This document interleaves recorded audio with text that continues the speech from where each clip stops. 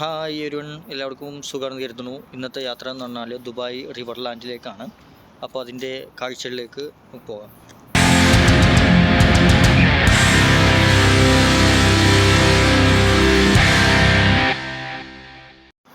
അങ്ങനെ റിവർ ലാൻഡിൻ്റെ ഫ്രണ്ടിൽ എത്തിയിട്ടുണ്ട്. ഇവിടേക്ക് നമുക്ക് രണ്ട് രീതിയിലാണ് വരാൻ പറ്റും. ഒന്നെങ്കിൽ നമുക്ക് സ്വന്തമായിട്ട് വണ്ടി എന്തെങ്കിലും ഉണ്ടെങ്കിൽ അങ്ങനെ വരാം, അല്ലെങ്കിൽ നമുക്ക് DPR 1 എന്നുണ്ട് ഇബിൻ ബത്തൂത്തിന് ബസ് കിട്ടും, ദുബായ് പാർക്ക് ആൻഡ് റിസോർട്ട്സ് എന്നത്. നമുക്ക് ഇതിൻ്റെ നേരെ ഫ്രണ്ടിൽ വന്നിട്ട് ഇറങ്ങാൻ പറ്റുന്നതാണ്. ഇതിൻ്റെ അകത്തേക്ക് കയറണമെങ്കിൽ നമുക്ക് ടിക്കറ്റ് എടുക്കേണ്ടതുണ്ട്. ഒന്നെങ്കിൽ നമുക്ക് ഓൺലൈനായിട്ട് ബുക്ക് ചെയ്തിട്ട് വരാം, അതല്ലെങ്കിൽ നമുക്ക് എന്ത് ചെയ്യാം, ഇവിടെ വന്നിട്ട് കൗണ്ടറിൽ പോയിട്ട്, കൗണ്ടറുണ്ട് അവിടെ, ടിക്കറ്റ് കൗണ്ടറിൽ പോയിട്ട് നമുക്ക് എന്ത് ചെയ്യാം, ടിക്കറ്റ് എടുക്കാൻ പറ്റും. അങ്ങനെ നമ്മൾ ടിക്കറ്റ് എടുത്തിട്ട് അകത്ത് കയറിയിട്ടുണ്ട്. ഇവിടെ നമുക്ക് മെയിനായിട്ട് 4 തീം സോണുകളാണുള്ളത്. ഒന്ന് ഫ്രഞ്ച് വില്ലേജ്, മറ്റൊന്ന് ഇന്ത്യ ഗേറ്റ്, മറ്റൊന്ന് ബോർഡ് വാക്ക്, മറ്റേ പെനിൻസുല ഐസ്ലാൻഡ് എന്നുണ്ട്. 4 തീം സോണുകളാണ് മെയിനായിട്ട് ഇവിടെ ഉള്ളത്. അതുപോലെ റിവർ ലാൻഡ് ഓരോ സമയത്തും ഓരോ തീമിലായിരിക്കും ഒരുക്കിയിട്ടുണ്ടാവുക. ഞങ്ങൾ വന്ന സമയം എന്ന് പറഞ്ഞാൽ ഈദിൻ്റെ സമയമാണ്. അപ്പോൾ ഈദിൻ്റെ രീതിയിലാണ് ഇവിടെ എല്ലാം അലങ്കരിച്ചിട്ടുള്ളതും ലൈറ്റിംഗ് എല്ലാം കൊടുത്തിട്ടുള്ളത്. അങ്ങനെ റിവർ ലാൻഡ് അകത്തേക്ക് കയറി കഴിഞ്ഞാൽ ഫസ്റ്റ് തന്നെ നമുക്ക് ഇടതു ഭാഗത്ത് വരുന്നത് ഇന്ത്യ ഗേറ്റാണ്.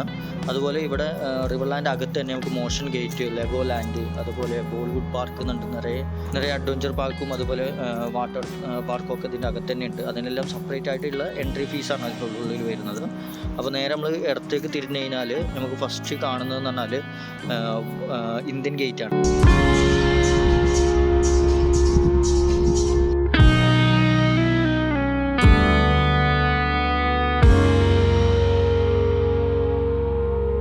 റിയൽ മാഡ്രിഡിൻ്റെ ഒഫീഷ്യൽ സ്റ്റോർ കാണാൻ പറ്റും. റിയൽ മാഡ്രിഡിൻ്റെ എല്ലാ ജേഴ്സി കാര്യങ്ങളും, ഫുട്ബോൾ, എല്ലാ കാര്യങ്ങളും ഇവിടുത്തെ പർച്ചേസ് ചെയ്യാൻ കാണാൻ പറ്റുന്നതാണ്.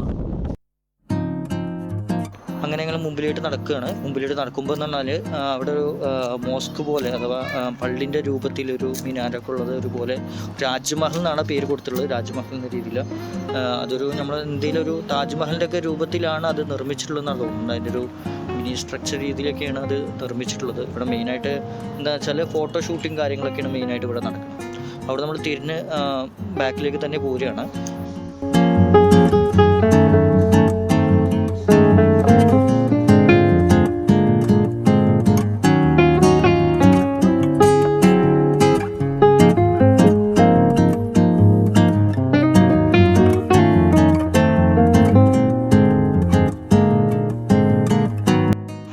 നമ്മളിപ്പോൾ നടന്നുകൊണ്ടിരിക്കണമെന്ന് പറഞ്ഞാൽ ബോർഡ് വാക്കിലൂടെയാണ്. അമേരിക്കയുടെ ഒരു പഴയ ഒരു സ്ട്രീറ്റിലൂടെ എങ്ങനെയാണോ നടന്നുകൊണ്ടിരിക്കുന്നത്, അതിൻ്റെ ഒരു തീമിലാണ് ഇവിടെ കൊടുത്തിട്ടുള്ളത് എന്ന് പറയുന്നത്.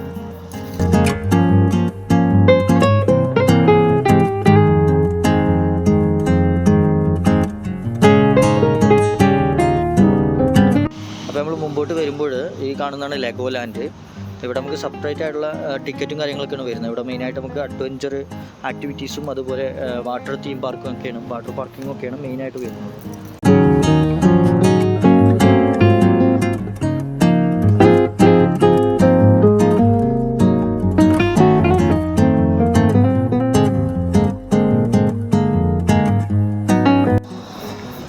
അപ്പോൾ അങ്ങനെ അതും കഴിഞ്ഞ് നമുക്ക് നേരെ മുമ്പോട്ട് നടക്കുമ്പോൾ ഒത്തിരി നേരം നമ്മൾ കണ്ടതെന്ന് പറഞ്ഞാൽ ഒരു ക്രൗഡഡ് ഏരിയയാണ്. പക്ഷേ ഈ ഭാഗം എന്ന് പറഞ്ഞാൽ ഒരു സൈലൻറ്റ് ആൻഡ് പീസ്ഫുൾ ആയുള്ള ഏരിയയാണ്. ഫാമിലി ആയിട്ടൊക്കെ വൈകിട്ടൊക്കെ വന്നിരുന്നിട്ട് വർത്തമാനം പറഞ്ഞാൽ നല്ലൊരു ഏരിയയാണ്. എല്ലാവരും അവിടെ ഫാമിലി ആയിട്ട് ഇരിക്കുന്നുണ്ട് അവിടെ ആ ഭാഗത്തെന്ന് പറഞ്ഞാൽ.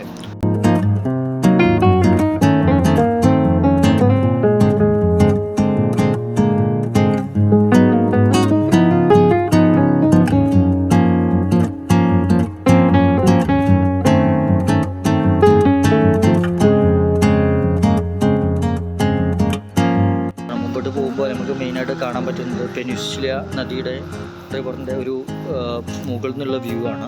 അതുപോലെ ഇപ്പുറത്തെ സൈഡിൽ നിന്ന് ഫ്രഞ്ച് വില്ലേജിൻ്റെ ഒരു വ്യൂ നമുക്ക് കാണാൻ പറ്റും. ഈ കാണുന്നതാണ് ഫ്രഞ്ച് വില്ലേജ്. ഇവിടുത്തെ ഏറ്റവും മെയിനായിട്ടുള്ള അട്രാക്റ്റീവ് ഏരിയയാണ് ഈ ഫ്രഞ്ച് വില്ലേജ്. അവിടേക്ക് നമുക്ക് പോകാം. അതിൻ്റെ മുകളിൽ നിന്നുള്ളൊരു റിവർ കാഴ്ചയാണ് ഈ കാണുന്നത്, ബ്രിഡ്ജിൽ നിന്നുള്ള കാഴ്ചയാണ്. അങ്ങനെ അവിടുന്ന് നേരെ തിരിഞ്ഞ് ഈ സൈഡിലേക്ക് നോക്കിക്കഴിഞ്ഞാൽ ഇവിടെ നമുക്ക് ബോർഡ് വാക്കിൻ്റെ ഒരു സൈഡും അതുപോലെ ഐസ്ലാൻഡിൻ്റെ ഒരു സൈഡും കാണാൻ പറ്റും. ഇവിടെ നിൽക്കുമ്പോൾ നാച്ചുറൽ ആയാലും റിവറിൻ്റെ അടുത്ത് എങ്ങനെയാണ് നിൽക്കുന്നത് അതുപോലുള്ള നല്ല മനോഹരമായൊരു ഫീലിംഗ് ആണ് ഇവിടെ. നല്ലൊരു കാറ്റും കാര്യങ്ങളൊക്കെ ഉള്ള നല്ല മനോഹരമായിട്ടുള്ള ഫീലിംഗ് ആണ് ഇവിടെ കിട്ടുന്നത്. അങ്ങനെ നമ്മൾ നേരെ ഇറങ്ങിയിട്ട് നമ്മൾ ഫ്രഞ്ച് വില്ലേജിൻ്റെ അടുത്ത് എത്തിയിട്ടുണ്ട്. ഫ്രഞ്ച് വില്ലേജ് എന്ന് പറഞ്ഞാൽ ഇവിടുത്തെ മെയിൻ അട്രാക്ഷൻ പോയിൻ്റാണ് ഫ്രഞ്ച് വില്ലേജ് എന്ന് പറഞ്ഞാൽ റിവർലാൻഡിൻ്റെ. ഇവിടെ നമുക്ക് ഫ്രഞ്ചിൻ്റെ അഥവാ പഴയകാല യൂറോപ്പിൻ്റെ ഒരു ആർക്കിടെക്ചർ രീതിയിലാണ് ഇവിടെ കൊടുത്തിട്ടുള്ളത് എന്ന് പറഞ്ഞാൽ. ഇവിടെ നമുക്ക് മെയിനായിട്ടുള്ള ഇവിടുത്തെ അട്രാക്ഷൻ പോയിന്റ് എന്നാണ്. ഇവിടെ നിറയെ ഫോട്ടോ ഷൂട്ടിങ്ങിന് പറ്റിയ നല്ല ഏരിയയാണ് ഇതെന്ന് പറയുന്നത്.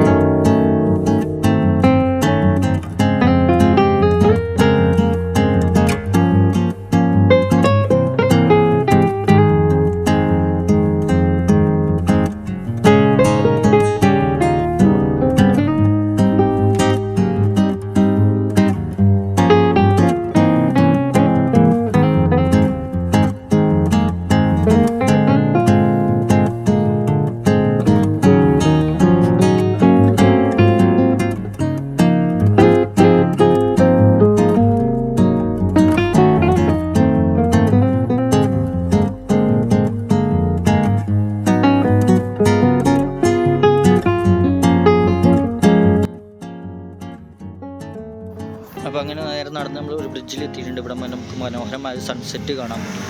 അവിടെ നേരെ നമുക്ക് താഴേക്ക് നോക്കി കഴിഞ്ഞാൽ അത് പെനിൻസുല നദിയുടെ ഒരു സൈഡ് ഇങ്ങനെ വരുന്നത് കാണാൻ പറ്റും. അപ്പോൾ അവിടെ നേരെ നമുക്ക് മുമ്പോട്ട് പോകാം. മുമ്പോട്ട് വന്നിട്ട് ഇതാണ് നമുക്ക് മോഷൻ ഗേറ്റ് എന്ന് പറഞ്ഞ സ്ഥലം. ഇവിടെ നമുക്ക് സെപ്പറേറ്റ് ആയിട്ടുള്ള ടിക്കറ്റും കാര്യങ്ങളൊക്കെയാണ്. ഇവിടെ കുട്ടികൾക്കുള്ള നിറയെ ആക്ടിവിറ്റീസും കാര്യങ്ങളൊക്കെ മെയിനായിട്ട് വരുന്നത്. നമ്മൾ നേരെ തിരിച്ചു കഴിഞ്ഞാൽ നമ്മൾ പെനിൻസുലയുടെ സൈഡിലൂടെയാണ് നമ്മൾ നടക്കുന്നത്. അവിടെ നമുക്ക് നേരെ മുമ്പോട്ട് പോകാം. അങ്ങനെ നേരെ മുമ്പിലോട്ട് നടക്കുമ്പോൾ നമുക്കിവിടെ മിനി വേൾഡ് എന്നുണ്ട്. ഓരോ രാജ്യങ്ങളിൽ യൂണീക്കായിട്ടുള്ള നിർമ്മിതികൾ നമുക്ക് ഇവിടെ നിർമ്മിച്ച് വെച്ചിട്ടുണ്ട്. ഇവിടെ ഓരോ മിനി രൂപങ്ങളാണ് ഇവിടെ കൊടുത്തിട്ടുള്ളത് ഓരോ രാജ്യങ്ങളിൽ. ഇന്ത്യയിലെ താജ്മഹൽ, ഇവിടുത്തെ UAE-ൻ്റെ 7 സ്റ്റാർ ഹോട്ടലായ ബുർജ് അൽ അറബ്, അതുപോലെ സ്റ്റാച്യു ഓഫ് ലിബർട്ടി, അങ്ങനെ ഓരോ രാജ്യങ്ങളെയും ഓരോ യൂണീക്കായിട്ടുള്ള നിർമ്മിതികൾ ഇവിടെ കൊടുത്തിട്ടുണ്ട്.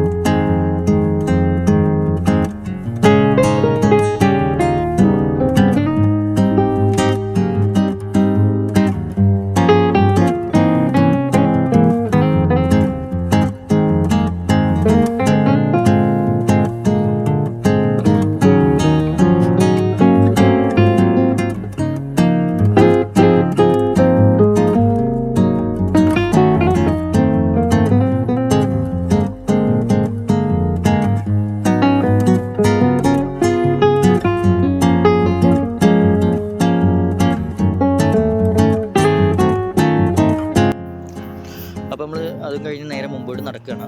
ഇനി നമുക്ക് രാത്രിയായി. മെയിനായിട്ട് 2 പ്രോഗ്രാമാണ് ഉള്ളത് ഇനി കാണാനുള്ളത്. ഒന്ന് ദിനോമാനിയ എന്നുണ്ട്, ദിനോസറിനെ വെച്ചിട്ടൊരു പ്രോഗ്രാമുണ്ട്. അതുപോലെ LED ലേസർ ഷോ എന്നുള്ളൊരു പ്രോഗ്രാമുണ്ട്. ഇതാണ് നമുക്ക് മെയിനായിട്ട് കാണാനുള്ളത്.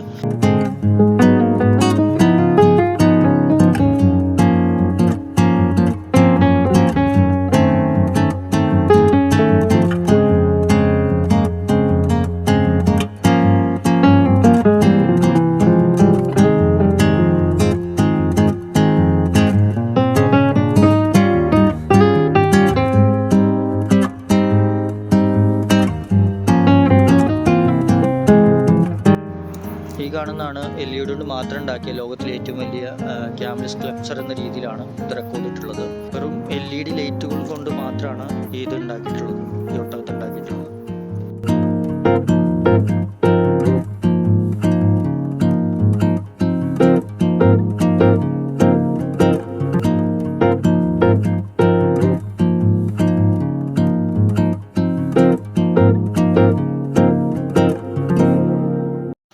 നമ്മൾ റിവർലാൻഡ് നേരെ മുമ്പോട്ട് നടക്കുകയാണ്. നമ്മൾ അടുത്ത് കാണുന്നത് ലേസർ ഷോ ആണ്. നമുക്ക് അതിൻ്റെ ടൈമായിട്ടുണ്ട്. അപ്പോൾ അവിടേക്കാണ് നമ്മളിപ്പോൾ പോകുന്നത്. അപ്പോൾ അതിൻ്റെ കാഴ്ചകൾ കാണാം.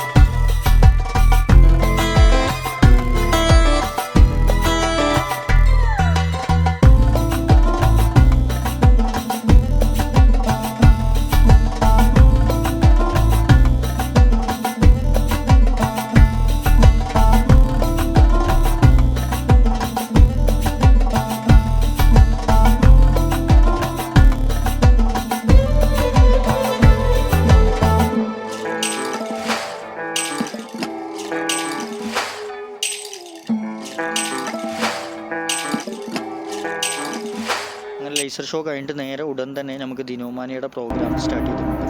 അപ്പോൾ അതിൻ്റെ കാഴ്ചകളാണ് ഇപ്പോൾ കാണുന്നത്. The entire team to control these dinosaurs. Dino trainers, assume the position.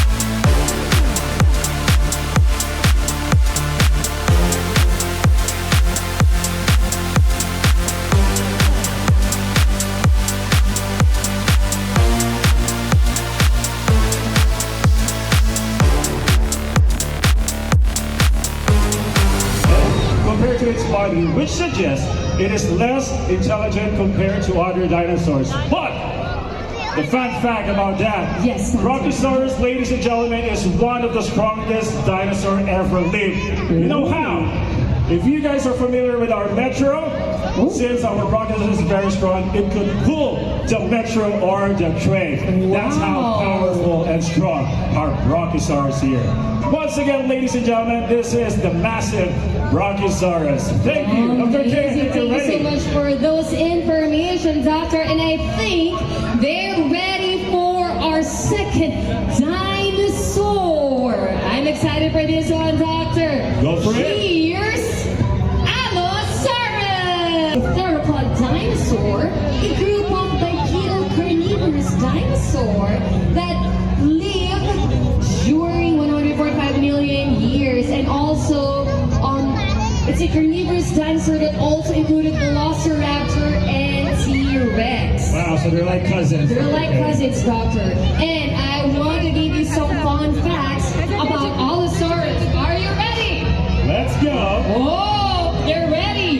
Did you know that Allosaurus had such a big appetite? It Wow. could eat a whole pizza in one bite. Wow, imagine that, Doctor. It could eat a whole pizza in one bite. One pizza. Doctor, All right, I think everyone's ready for our last, but definitely not the least dinosaur for this evening. But before that, let me just remind everyone, as you can see, we also have some baby dinos coming at you. But please be careful with them. I know they're very little, but it doesn't mean they're not dangerous, okay? So please be gentle with them. You can say hi, you can like touch them, but please do not hurt them because you don't want to be eaten with your arm or that's something. right. All right. And also meet these amazing trainers, right?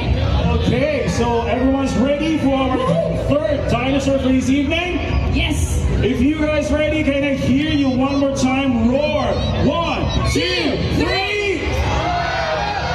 Alright! So I think everyone knows what's the name of this dinosaur, right? Yes. Can everyone shout the name of this last dinosaur here on 3? On three. Proportion to its body, which suggests it is one of the smartest dinosaur ever lived. Yes. You know how smart T-Rex is? T-Rex is known as one of the deadliest and smart hunter because it could hunt its prey without making any sound. Can you imagine that? So kids, and anyone here, if you are planning to have or to play hide and seek to T-Rex, I don't think it's a good idea. But don't worry, it's not gonna happen tonight. Yeah?